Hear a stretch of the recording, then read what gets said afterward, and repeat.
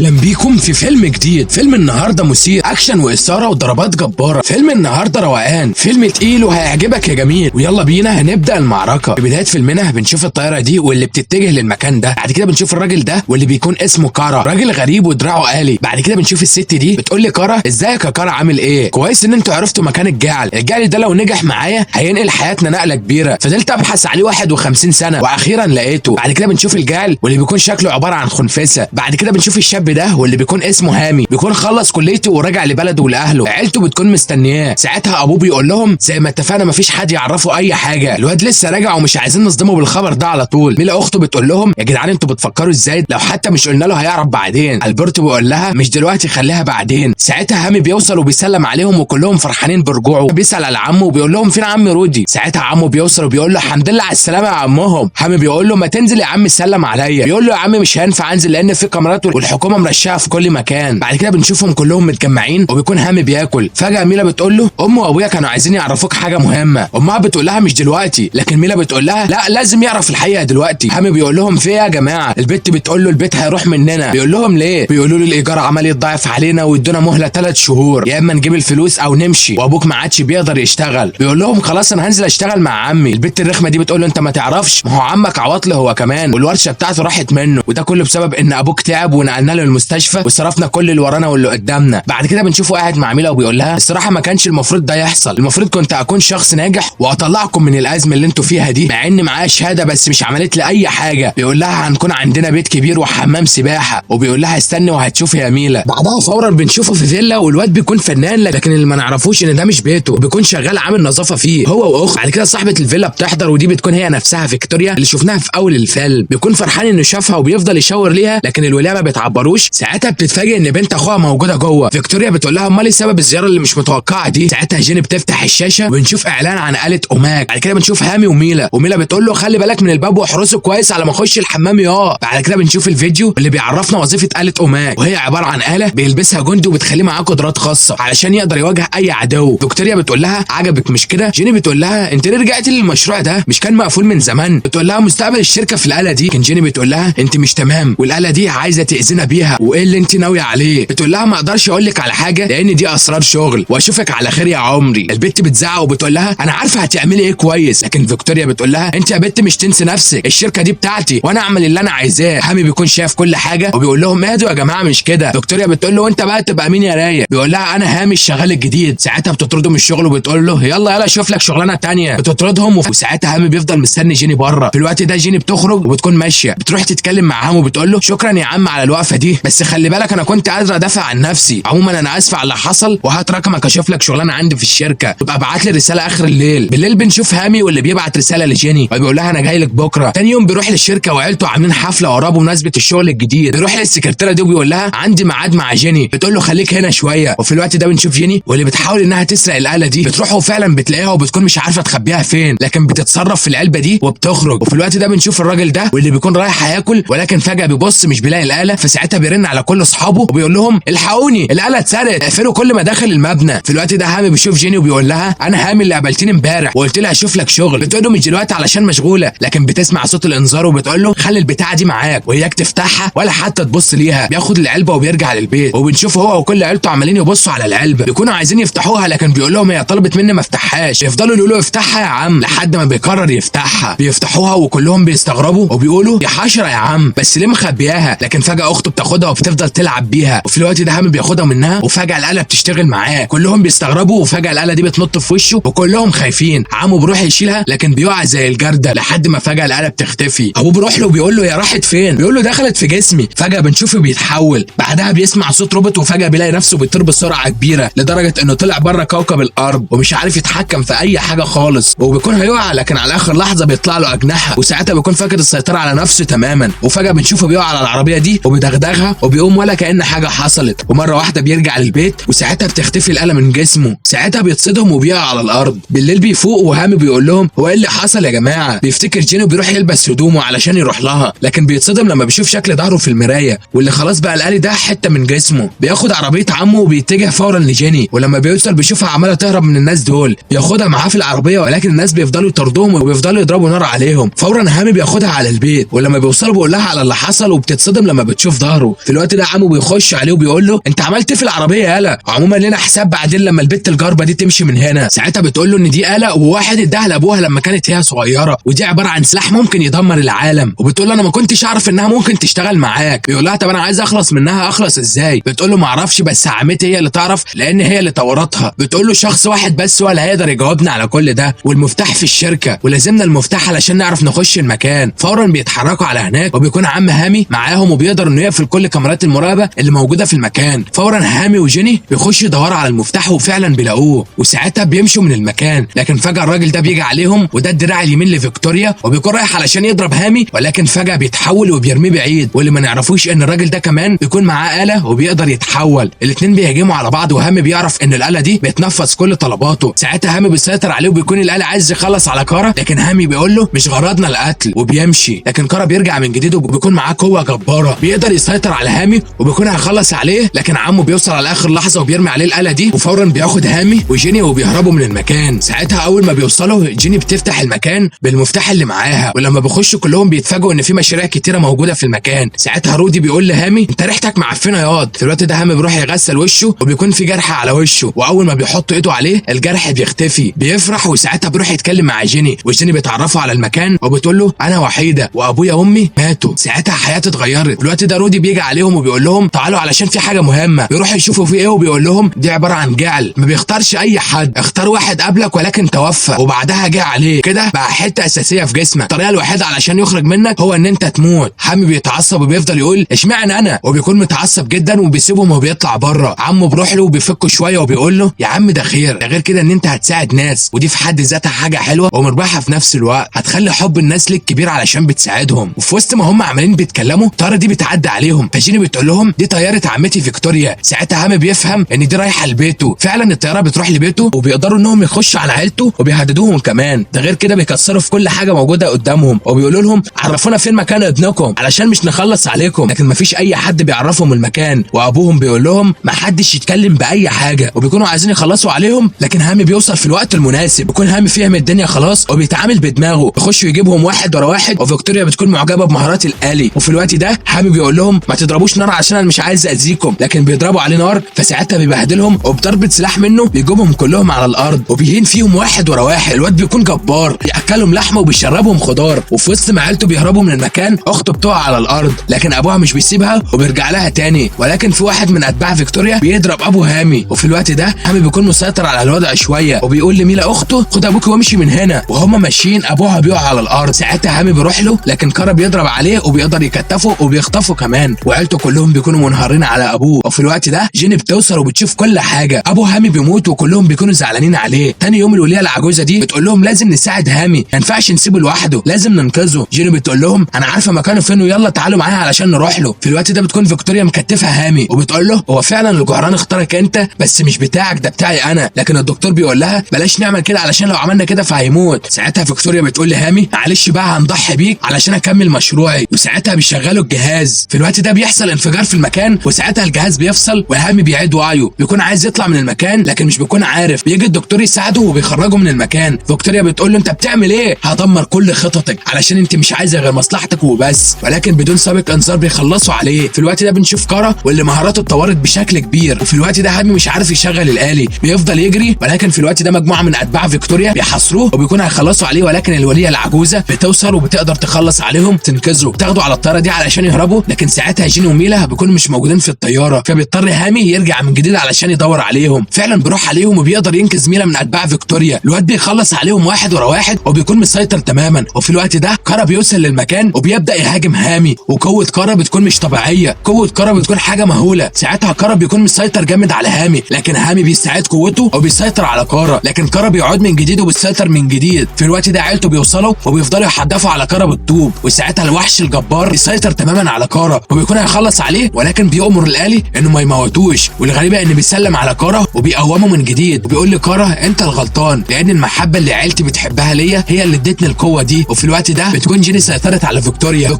بتشوف كارا وبتقول له خلص عليهم. ساعتها كارا بيروح على هامي وبيقول له خلي بالك من عيلتك ويلا امشي من هنا. وفي الوقت ده كارا بيكون باين عليه الغضب الشديد وبيسحب فيكتوريا وبيقول لها موتي عيلتي ولعبت في دماغي. وساعتها بيفجر نفسه وبيخلص على فيكتوريا. كده نجح هامي من التخلص على الاشرار. تاني يوم بنشوف هاتي وعيلته وبتكون حياتهم متدمره وبيتهم معفن، لكن في الوقت ده جيني بتوصل وبتقول لهم الشركه هتصلح لكم البيت، وانت يا رودي الشركه اتكفلت انها تشتري لك عربيه جديده بدل عربيتك اللي طلع عين امها بسببنا. وبكده بقى نكون انتهينا من الفيلم، فلايكك الجميل واشتراكك المتين، ويلا سلام.